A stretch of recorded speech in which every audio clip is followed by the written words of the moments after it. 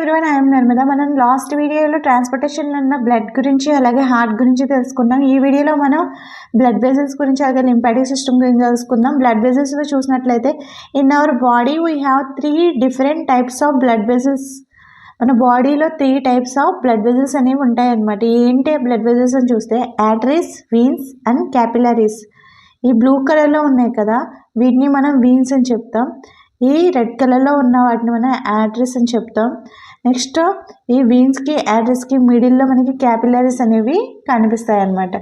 First arteries చూసినట్లయితే arteries carry the oxygenated blood from heart to different parts of the body. ఈ arteries యొక్క work ఏంటి అని చూస్తే ఈ ఆర్టరీస్ ఏం చేస్తాయంట, ఆక్సిజనేటెడ్ బ్లడ్ని హార్ట్ నుంచి డిఫరెంట్ పార్ట్స్కి, మన బాడీలో డిఫరెంట్ పార్ట్స్కి అనేది ఈ ఆర్టరీస్ అనేవి పంపిస్తున్నాయి అనమాట ఆక్సిజనేటెడ్ బ్లడ్ని. Okay, heart pumps the blood into arteries with a great pressure. ఇలా హార్ట్ నుంచి మనకి బాడీ పార్ట్స్కి అనేది బ్లడ్ పంప్ చేసేటప్పుడు ఆర్టరీస్లో మనకి కొంత ప్రెషర్ అనేది కనిపిస్తుంది అనమాట, ఎక్కువ ప్రెషర్ అనేది కనిపిస్తుంది. So arteries have thick and elastic walls to resist this blood pressure. ఇక్కడ ఈ హార్ట్ అనేది మనకి ఈ బ్లడ్ని ఆర్టరీస్లో పంప్ చేసేటప్పుడు అది గ్రేట్ ప్రెషర్తో అనేది పంప్ చేస్తుంది. అప్పుడు మనకి అది ఆ ప్రెషర్ని తట్టుకోవడానికి ఈ ఆర్టరీస్లో మనకి థిక్ అండ్ ఎలాస్టిక్ వాల్స్ అనేవి ఉంటాయన్నమాట.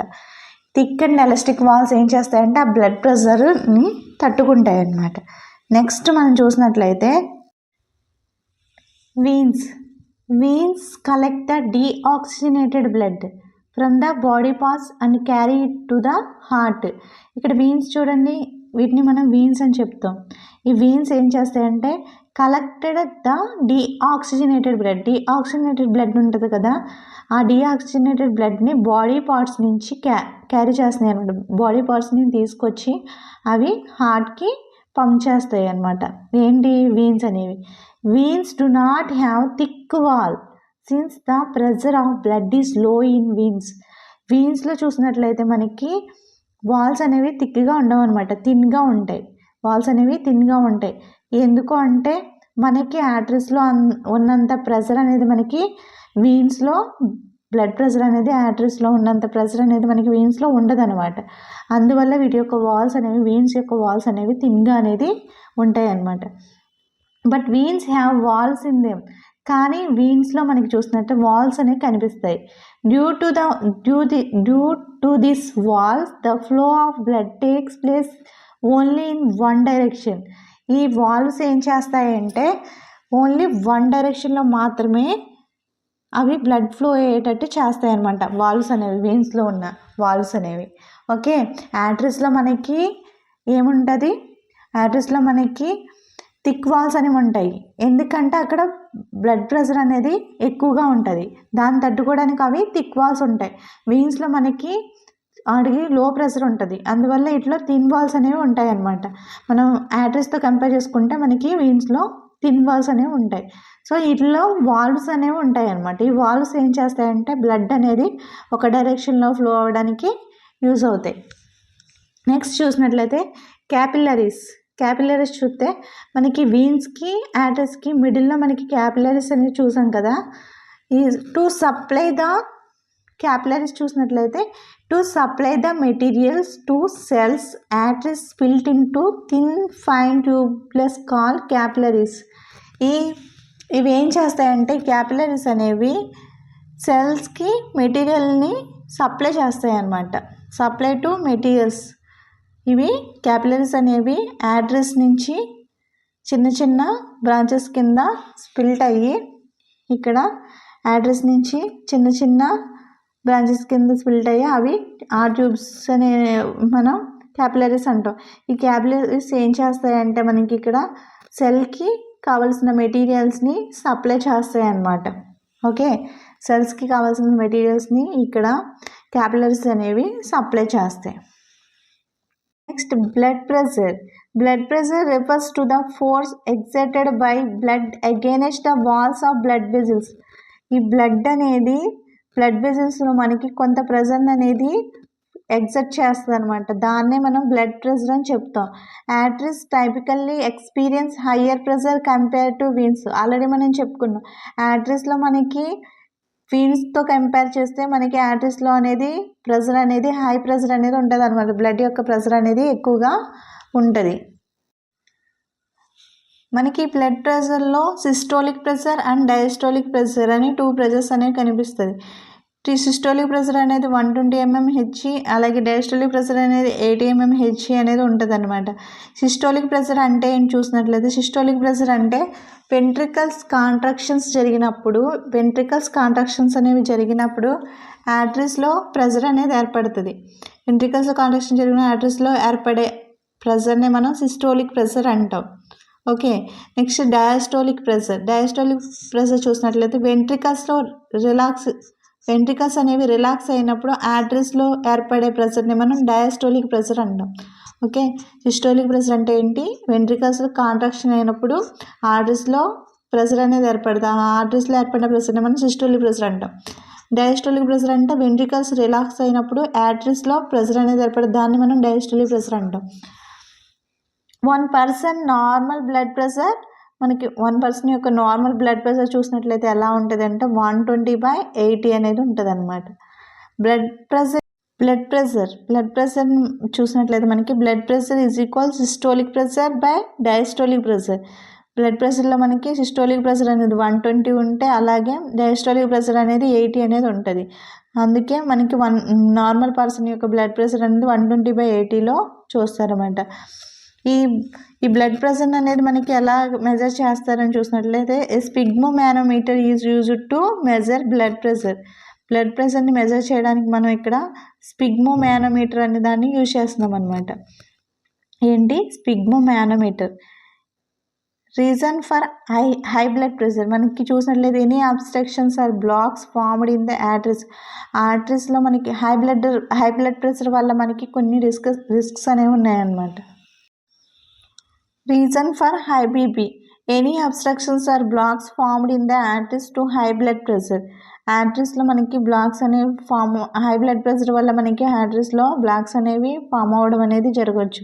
హైపర్ టెన్షన్, దీన్నే మనం హై బ్లడ్ ప్రెషర్ అలాగే హైపర్ టెన్షన్ అని చెప్పచ్చు. ఆర్టరీస్లో మనకి బ్లడ్ ప్రెషర్ అనేది ఎక్కువయ్యి బ్లాక్స్ అనేవి ఫామ్ అయితే, ఆ బ్లాక్స్ అనేవి ఒక్కొక్కసారి వాటి యొక్క వాల్స్ మీద ప్రెషర్ ఎక్కువయ్యి ఆ వాల్స్ అనేవి బ్రేక్ అయ్యి బ్లీడింగ్ అయ్యే అవకాశం కూడా ఉంటుంది అన్నమాట హై బీపీ వల్ల. Repair of damaged blood vessels, blood clotting. If our blood vessels are cut in any accident, blood flows out through this blood vessels. In case మనకి ఏదైనా యాక్సిడెంట్ అయినప్పుడు బ్లడ్ అనేది ఫ్లో అవ్వడం మనం చూస్తాం. అక్కడ బ్లడ్ వెజల్స్ అనేవి కట్ అయ్యి బ్లడ్ అనేది ఫ్లో అవ్వడం చూస్తాం. ఇక్కడ బ్లడ్ అనేది ఫ్లో అవ్వడం వల్ల ఏంటి ప్రాబ్లమ్స్ అంటే, లాస్ ఆఫ్ బ్లడ్ అనేది మనం లాస్ అవ్వడం, next decrease of pressure in the circulatory సిస్టంలో ఉండాల్సిన ప్రెషర్ అనేది డిక్రీజ్ అవ్వడం మనం చూస్తాం. ఇవన్నీ జరగకుండా మనకి ఏం చేస్తామంటే ప్లేట్లెట్స్ అనేవి ఉంటాయి అన్నమాట. ప్లేట్లెట్స్ చూసినట్లయితే, to stop the bleeding blood platelets move to the site of leakage and plug the cut temporarily. ఎక్కడైతే మనకి బ్లీడింగ్ అనేది జరుగుతుందో అక్కడికి ఈ బ్లడ్ ప్లేట్లెట్స్ అనేవి మూవ్ అయ్యి అక్కడికి వెళ్ళి ఆ లీకేజ్ని ప్లగ్ చేస్తాయి. అంటే అక్కడ బ్లీడింగ్ అనేది అవ్వకుండా అవి టెంపరరీగా ఆపుతాయి అన్నమాట. Okay, permanent clotting of blood takes by the help of various clotting factors. మనకి ఇక్కడ టెంపరీగా మాత్రమే ప్లేట్లెట్స్ అనేవి బ్లడ్ అనేది బ్లీడింగ్ అనేది అవ్వకుండా ఆఫ్ చేస్తున్నాయి, అక్కడ ప్లగ్ చేస్తున్నాయి. కానీ పర్మనెంట్గా క్లాట్ అవ్వాలంటే ఏంటి అంటే, permanent clotting of blood takes by the help of various clotting factors.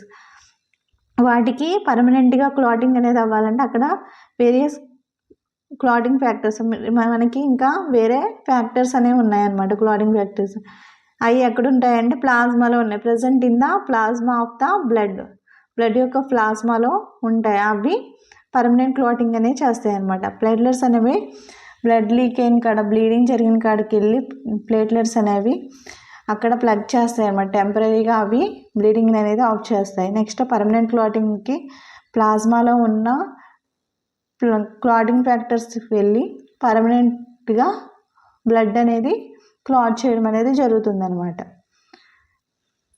Next lymphatic system. Just like blood circulatory system we have another system in our body call lymphatic system. మనకి circulatory system ఎలాగో అలాగే మనకి lymphatic system కూడా ఉందన్నమాట. ఈ lymphatic system చూసినట్టు lymph flows in this system. Lymph is a colourless fluid. మన circulatory సిస్టంలో బ్లడ్ ఎలా ఫ్లో అవుతుందో ఈ లింఫాటిక్ సిస్టంలో లింఫ్ అలా ఫ్లో అవుతుంది అనమాట. లింఫ్ అనేది అలా నువ్వు చూసినట్లయితే lymph is a colourless fluid. Lymph అనేది ఒక కలర్లెస్ ఫ్లూయిడ్ అనమాట. మనకి బ్లడ్ అనేది రెడ్ కలర్లో ఉంటుంది కదా, సో ఇక్కడ లింఫ్ అనేది మనకి కలర్లెస్ అనమాట. ఇది కూడా ఒక fluid.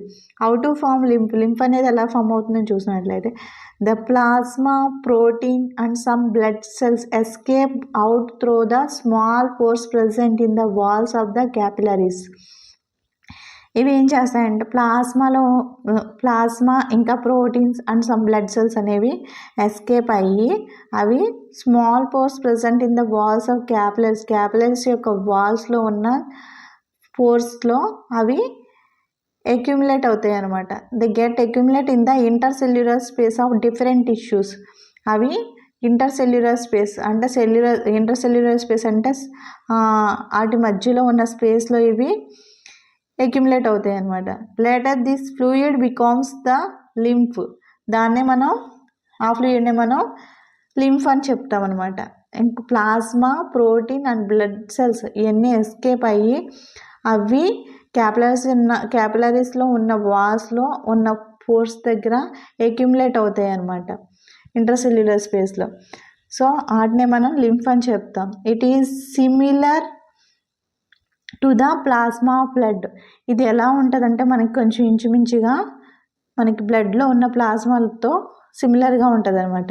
But colourless and contain less protein. ఇది మనకి కాకపోతే లింఫ్ అనేది కలర్లెస్, అలాగే దీంట్లో ప్రోటీన్ అనేది చాలా తక్కువగా ఉంటుంది. This lymph enter the lymphatic vessels. ఈ లింఫ్ అనేది ఎక్కడికి ఎంటర్ అవుతుంది? లింఫాటిక్ వెజిల్స్లోకి ఎంటర్ అవుతుంది అనమాట.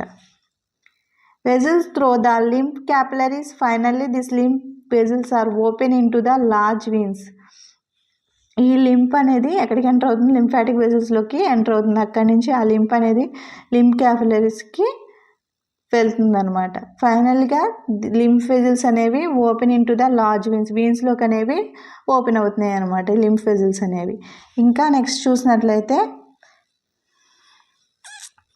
ఫంక్షన్ ఆఫ్ లింఫ్ యొక్క ఫంక్షన్ ఏంటి అని చూస్తే absorption of fats in the small ఇంటెస్టైన్లో ఫ్యాట్స్ అనేవి అబ్జర్వ్ చేసుకోవడానికి ఈ లింఫ్ అనేది యూజ్ అవుతుంది అనమాట. Small intestine absorption of fats అన్నాడు. ఫ్యాట్స్ ఇన్ ద స్మాల్ ఇంటెస్టైన్లో ఉన్న విల్లై ఉంటుంది కదా స్మాల్ ఇంటెస్టైన్లో. Villi of the small intestine as lymph capillaries less to absorb fat materials. ఈ స్మాల్ ఇంటెస్టైన్లో ఉన్న విల్లై అనేది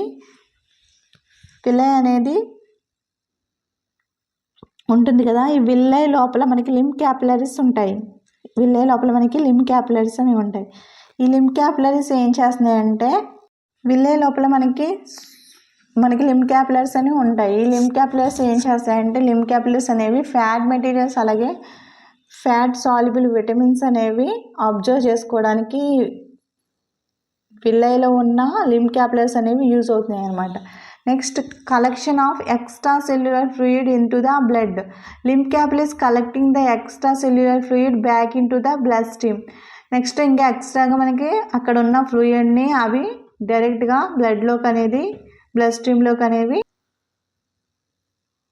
వదిలేస్తున్నాయి అన్నమాట, బ్యాక్కి పంపిస్తున్నాయి.